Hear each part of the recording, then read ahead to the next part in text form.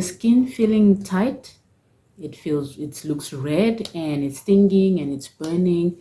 Your skin barrier may be compromised. So let's talk about the skin barrier. Okay, so you've got layers on your skin. You've got your dermis, which is right below, and you've got the epidermis, which is at the top. So at the top, it is divided into different layers. So the topmost part of the epidermis on your skin is the stratum corneum. Okay, so this is your skin barrier. Now, the way it is made up of, we usually use the brick and the mortar term, where your skin cells are the bricks and the mortar is the lipids that are like in between and holding and meshing and holding the skin cells together. So what your skin barrier does is it protects your skin. Okay, it keeps bacteria and all these other microbes that are not good out. It keeps pollutants out, it keeps irritants out, and it retains moisture and keeps your skin smooth. Okay, now once we've looked at the structure. Now we're talking about a thin layer called the acid mantle. Okay, see, God made something really beautiful. So the acid mantle protects your skin as well. It is made up of sebum oil, which is oil made up of sweat, and your natural moisturizing factors. Okay, so these help keep your skin smooth, and the acid, which is at a level of 4.5 to 5.5, keeps dangerous or harmful bacteria out because it makes them very, very uncomfortable. So it maintains the microflora on the skin. Okay, so now that we understand what the skin barrier is and what it does, we are going to talk about what damages the skin barrier. Okay, so what are the common things that causes damage to this skin barrier? That is very, very important to know. And some of these things, we do them at home and a couple of times and we don't even realize what it's doing, because the thing is, most people think that if they start feeling irritation today, it is because of maybe a product that they use or something that they got. But this has been happening over time. And with these habits, when I list them now, you're going to see that, oh, okay, maybe I've been doing this for too long. That is why my skin feels this way. Okay, so number one, we're looking at over exfoliating. There's so many harsh scrubs, so many exfoliating products. When you overuse them, you dry out the skin. And when you continue drying out the skin, those hard scrubs create micro tears on the skin. Okay, it destroys the skin barrier. All right, and then you wash with harsh cleansers or soap. Soap is very alkaline, it has a high pH. Now this causes destabilization. It is not good for the acid mantle. Okay, so once that pH becomes high, then all sorts of bacteria begins to penetrate the skin. All right, and also we're looking at people who use lots of chemical peels. You should really reduce the amount of chemical peels you are getting. In fact, sometimes it's not even recommended unless it's really, really important, because your skin barrier is very, very important.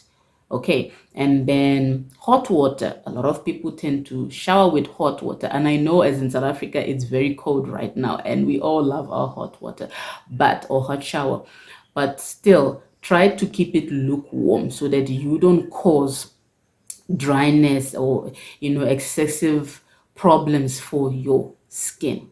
Okay, and then we see too many actives. Now a lot of people don't understand this, only if you understand skin ingredients, but I'm going to tell you now that if you've got something like retinol, if you've got something like vitamin C, if you've got for example, azelaic acid, you've got exfoliating acid, AHA, BHAs, you are having them in the same routine because you want to solve all the problems at once, you are going to have a very big problem and you're causing damage to your skin barrier. Then another thing is you're not using your sunscreen. Sometimes going into the sun unprotected can cause problems for your skin barrier. In fact, it is very, very vital that you use your sunscreen. Okay, so now that we understand how we can damage the skin barrier, let us look at the signs that you will notice when you look in the mirror or that you feel that tells you that your skin barrier is compromised.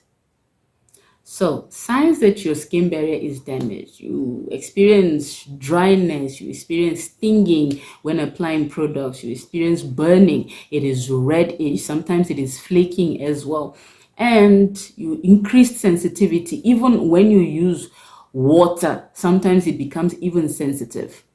Okay, and also you will notice that due to increased sensitivity and if your skin barrier is damaged, you are now prone to more breakouts.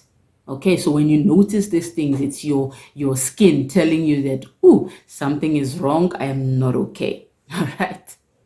So now that I understand that my skin barrier is compromised or damaged, what do I do to fix it? Number one, the first thing is stop all actives. Stop all AHAs, BHAs, for example, salicylic acid, AHAs, for example, glycolic acid, whatever it is. No harsh scrubbing, no, any actives at all. Stop your retinol, stop your azelaic acid, stop even your niacinamide serums. You need to stop for now. And in most cases, yes, it is advisable that you continue to wear your sunscreen. But if it is a dire situation, if it is really serious, I'll even advise you to stop the sunscreen. But what am I going to do now that I'm not using my sunscreen? Find protective layers to wear. Take your umbrella, your sunscreen, your hat, sorry, your glasses. What I'm trying to tell you is, or you rather what we want to achieve is to give the skin a break, just so that it doesn't continue to get more irritated, because the longer you keep it irritated, the longer your skin is going to take time to resolve, and you're going to have things like constant breakout. You're going to think, hey, now I've got acne, and now you're freaking out, I have to fix it. So stop all actives, no benzoyl peroxide, nothing. Just stop everything.